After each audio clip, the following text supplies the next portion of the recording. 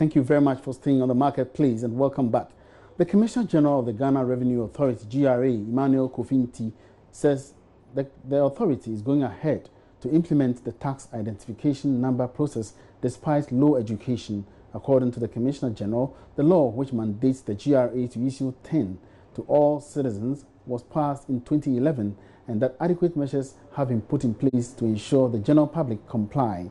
Addressing journalists at a press conference in Accra, Emmanuel Kofinti cautioned failure to obtain a TIN will be denied services by state institutions.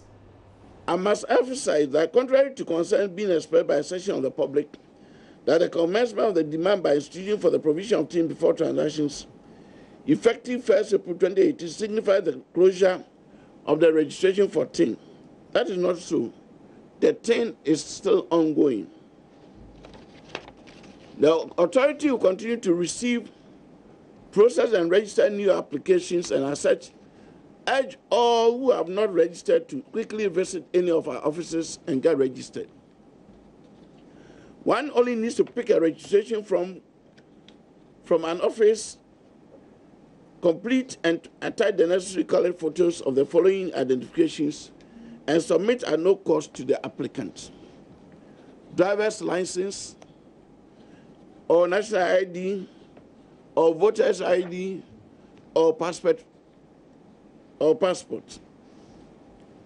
I need not emphasize the importance of the thing to the public. GRA, Tax Administration and Compliance. I wish to once again appeal to all those who are yet to register to take immediate steps to do so. I wish to reiterate that registering for TIN comes at no cost to the taxpayer. Meanwhile, the Commissioner General says the policy is not an introduction of a new tax, but a way of enhancing revenue generation by ensuring that all potential taxpayers are captured. For the purpose of identification of taxpayers and promoting tax compliance, effectively, it is to broaden the tax net to capture all potential taxpayers and afford the Revenue Administration the ability to monitor all transactions entered into by taxpayers. In accordance with the RA, a person shall show the TIN in any claim, declaration, notice, return, statement, or other document used for the purpose of a tax law. The RA provides a list of institutions to which the TIN applies. The institutions are the Ghana Revenue Authority, the Controller and Accountant General, the Registrar General's Department, the Register of Cooperatives, the Lands Commission, the Immigration Service, the Passport Office, the Driver and Vehicle Licensing Authority, the courts, ministries, departments and agencies, metropolitan, municipal and district assemblies, government, subdivisions of government and public institutions not listed, banks, insurance companies and other financial institutions, and manufacturing companies, among others. All right, so we're trying to stay a bit further on this particular development, and we're reaching on phone live Professor John Gachi of the University of Cape Coast for some input into this. Prof, you're welcome to the marketplace. Hello, Professor Gachi. Yes, I can hear you. All right. Now, what do you initially think about this particular initiative, the tax identification number process to enhance revenue generation? Well, I think it's for identification purposes and to stress people who are engaged in economic activities for them to be able to pay the tax. And I also do believe that the way GRA is going about it, linking into services and other activities, even though it may sound very harsh, it is aimed at incentivizing people to do the right thing for the tax authority to administer the tax collecting process effectively. Now, we have several times highlighted the fact that we need to widen the tax net, and still this particular intervention seeks to focus on taxpayers already in the system. Do you have any differing opinion? Well, I think any action taken by GRA, which does not infringe on the rights of the people, but to provide a space for all this, and including those people who have already been paying tax in one way or the other, to pay it correctly, is something that should be encouraged. But I believe to enhance a process where more people will be encouraged to participate in the payment of tax across board. Perhaps will be a situation where the scheme itself is linked with a national identification system. And when that is done, I believe it can foster the opportunity to enhance revenue mobilization when many people have the opportunity now to participate. So I believe that even though the scheme is being linked to other services, the most appropriate and most effective one is to have a robust national identification system that will be linked with all these things, and that make it more effective. And so do you think that the GRA is under pressure to meet its target instead of maybe waiting a little longer for the NIA to implement the national identification system? Well, I think you are not far from the truth. The whole of 2017, we have been told that we missed the target. And you also do know that our debt level has been rising. Revenue mobilization should be an anchor for engaging in debt, because you will need the revenue stream to pay off your debt when they are due. We also do know that IMF is actually putting pressure on government to speed up the reforms to enhance revenue mobilization. So definitely government will also task GRA to do its best in order to speed up the process of revenue mobilization. So you are not far from the truth. Now, finally, before you go, do you really think that this tax identification number system would yield the desired results, especially when a number of people are engaged in the informal sector business? Well, I think in order to make it more effective, that is why perhaps they are linking it to other services. But in my opinion, the national identification system, serving as the primary platform, and for which other cards in the country and other identification numbers are linked with, will be more effective and more robust to enhance revenue mobilization. All right. Thank you very much, Professor John Gachi of the Cape Coast University, sharing his thoughts on the implementation of the tax identification number process, which is being implemented by the Ghana Revenue Authority. Still staying on tax, the full implementation of the tax stamp policy may be rocked by some challenges. This is because some persons engaged by Joy Business say they are still not aware of the tax. A visit to some major shopping outlets in the metropolis showed that people are yet to fully comply by affixing stamps to their products. Charles Aite has this report. Months after the partial implementation of the tax stamp policy, compliance continues to remain very low, as many consumers of beverages are yet to come to terms with their fixed tax stamps on all selected products. Since the enforcement of the tax stamp policy on the 1st of March, the level of compliance has been very low, based on our observation. Drink that has been bottled nicely. You can see the tax stamp just embossed on the very cork of the wine bottle. So these and many more, although most of these drinks do not have the tax stamps, we have just samples of them having the tax stamps on them. This one, for instance, doesn't have the tax stamp on it, and so there's so many other beverages here, not just at this very mall, but several other malls. We've also been questioning and asking shoppers whether or not they know what this tax stamp is all about, and the reactions are just very much interesting. Checks by Joy Business at the various shopping malls in Accra show that even though some beverages and selected products have tax stamps affixed on them, patrons of these products just do not know such a policy is indeed in place. Actually, this is my first time of being hearing it. Yeah, so I'm yet to find out, or from now on, when I buy a beverage or a soft drink or something, I will find out if there is a tax stamp on it. Yeah. So you've been to the mall. Have you seen any of these beverages with tax stamps on them? No, I've not seen any. Yes, I've not seen any. I checked few, but like I don't know whether it will be on the other beverages or not. I don't see any tax stamp on it. And do you know what a tax stamp is? I don't really have an idea. But when you visited the mall, did you see any stamps on any of the beverages? No, I didn't. I've heard, but I haven't seen it. But do you know what the tax stamp is about? I've heard they are talking about that, but I haven't really seen it. The policy has been met with stiff opposition from business associations like the Food and Beverage Association, which makes the point that the policy is not only impacting negatively on businesses, but also collapsing so many local manufacturing firms. Well, for many, as the Ghana Revenue Authority plans to fully enforce the policy with possible prosecution, it looks like a lot of firms may be caught up in this trap. Let's now go to one of our top stories, and government might be forced to abandon a $2 billion Chinese loan facility as the main source of funding for the One District, One Factory program. This is because the institution that is supposed to disburse the funds, the China National Building Material Company, is struggling to agree to terms or key terms of the disbursement. The development has compelled government to rely on local banks to fund the program. The national coordinator of the 1D1F Secretariat, Gifty Ohinikwedu, disclosed this when she paid a working visit to the Confit Juice factory in the central region over the weekend. When it comes up, I will announce it, because I don't want to preempt anything. I don't want to be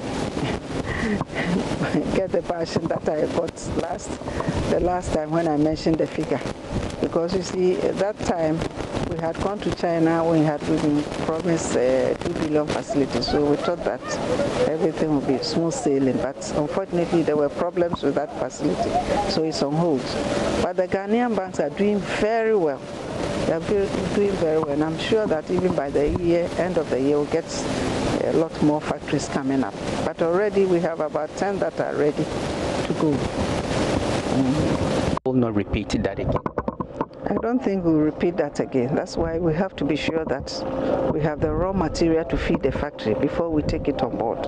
And I keep stressing that before I list anything as One District, One Factory, I must see the raw material. If I don't see the raw material, there's no way we'll list it as a district factory, because that's the essence. So we are learning lessons. We will not create white elephants like previously, what was done by the previous government. Commander, no, we won't do that. So before we talk about any district factory, we are sure that the raw material is there.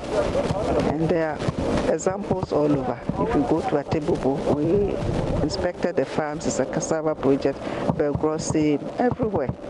So we will not repeat the Commander, what happened at Commander. We won't do that. We'll make sure that we avoid that. So, finally,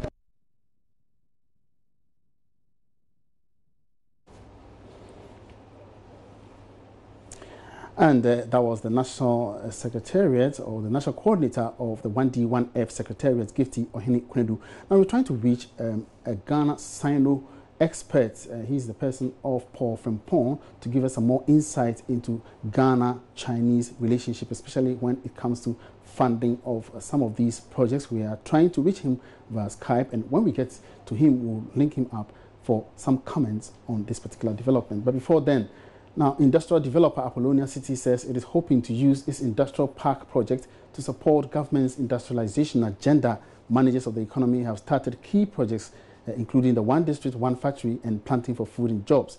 However, implementation of such projects have been delayed due to some funding challenges. Bryce Uswamufa is CEO of the Apollonia City. $1 million park, according to the AGI, will be the foremost industrial park in the country. So far, government, through the Trade Ministry, is hinting of establishing about 10 industrial parks across the country.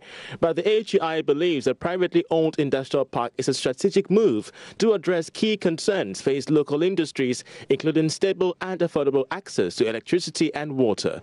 Vice President of the AGI, Humphrey Ayim-Dake, spoke to Joy Business. Well, one major key challenge has been land acquisition, and the land tenure system in Ghana, we all know the storyline. I did not describe that. Secondly, has to do with utility consistency and the utility supply.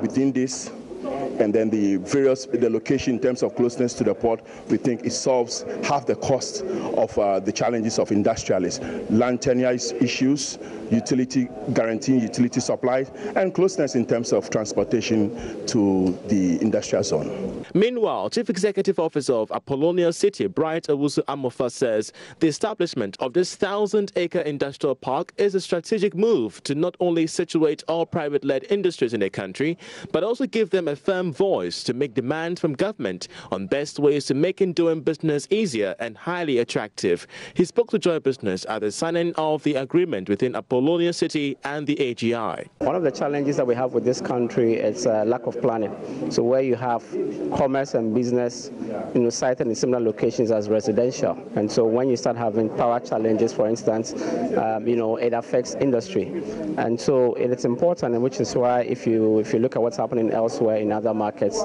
industrial parks are created such that you have businesses there, and for instance, if you are suffering from potential power shortages, as an example, there are instances where you may decide to maybe sort of turn off residential and focus the power on industrial. Also one challenge that I think government has, if I give an example, it's monitoring and compliance. So when you have industries scattered all over, it makes it difficult to monitor and find out where people are.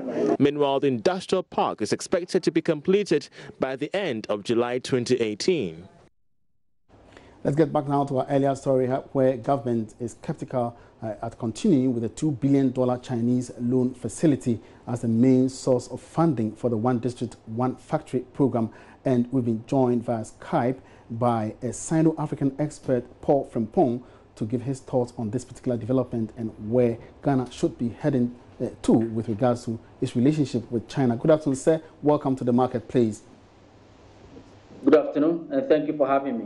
All right. Now, do you think China is asking for more from Ghana to be able to offer its assistance by way of extending this credit facility for for government's programs? Well, I believe in a matter like this, where two governments, which is the government of Ghana and the government of the Republic of China, are trying to collaborate, to fund the ambitious One District, One Factory program of the government. I believe that it's a process that will take some amount of work on both sides to ensure that each economy is going to benefit from this kind of deal. So for me, the feedback I'm getting as to the government saying that they are looking at moving back from the deal because they think China is asking for more. I think if it's in the interest of the economy that what China is now putting forward is not what was originally agreed, then obviously the government has to withdraw, and not to completely withdraw from the deal, but also look at other countermeasures. Obviously, there is a discussion. The money will not be given to you for free. You're going to pay it back, but of course, given to you at a very low interest rate, as we can see that they will give the money to local banks at a single-digit interest, and then they will further give it out to the businesses. But of course, as we all saw that China's company will be the one to set up a factory, which is also something in it for them. So obviously, if, as it stands now, the government feels that there are new dimensions coming up, which is not according to the original deal, then they have every right to step back, relook at the deal again, and see how they can counter those new terms that China is bringing forward. It's a negotiation. The money will not be given to you for free. You're in for something bigger. So you also want to make sure that you also get the best for your people. Now, Paul, from the surface, it looks like everything looks a bit rosy with our dealings with China. But when it comes to implementation of some of these developments, we look a bit far-fetched. Do you think, or what do you think the relationship between Ghana and China should be like in relation to development projects? Yeah, so in this instance, for me, I look at the relationship between a country like Ethiopia and China, right? Now, Ethiopia is now more of the industrial hub for Africa, largely because of their involvement with China, okay? And with all due respect, last year I paid a visit to some of the industrial free zones in Addis Ababa, outskirts of Addis Ababa. These are huge industrial free zones that they've created. And you see multiples of Chinese manufacturing firms across these free zones, all right? Now, this is the typical case of a country like Ethiopia being able to leverage, okay, on what they have as an economy to sit down at the table with a country as huge as China and get the best for the economy, okay? So we are talking about Chinese manufacturing firms situated largely in Addis Ababa, okay? So the question is, how did Ethiopia was able to get this deal for the economy, okay? So we can look at this typical situation as we have now. We are starting the revolution, okay? We want to be build our industrial hub like we are doing through the One District, One Factory. Now, a country like Ethiopia has done it with China peacefully, technological transfer, skill transfer, access to the Chinese market from all the products that are being produced in these manufacturing hubs that are open in Ethiopia. So we can look at these kind of examples and know that, okay, once you're going to the table, they are not coming there to dash out money to you for free. They are coming with strings attached.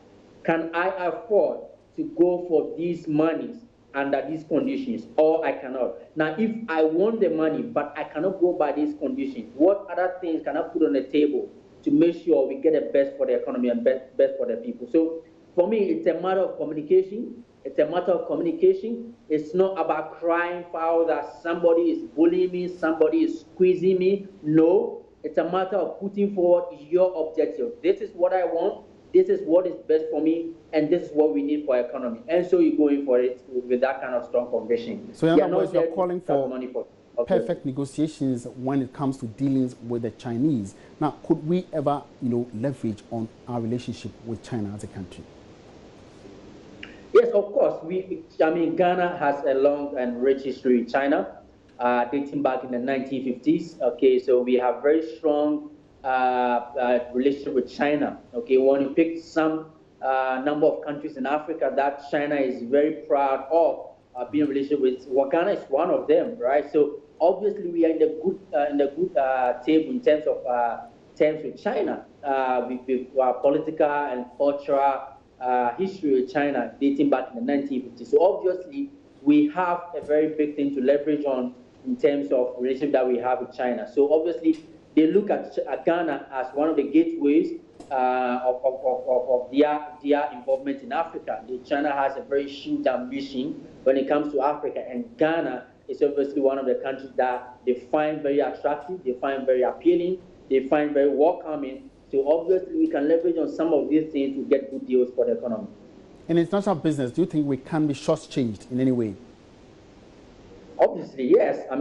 Once you go to the table with some of these big sharks, right, they always have an upper hand. So you have to be smart in terms of what you think, your role, okay, that you're playing, not just in your market, right, but in the market, the entire market across the sub-region. For example, you pick West Africa.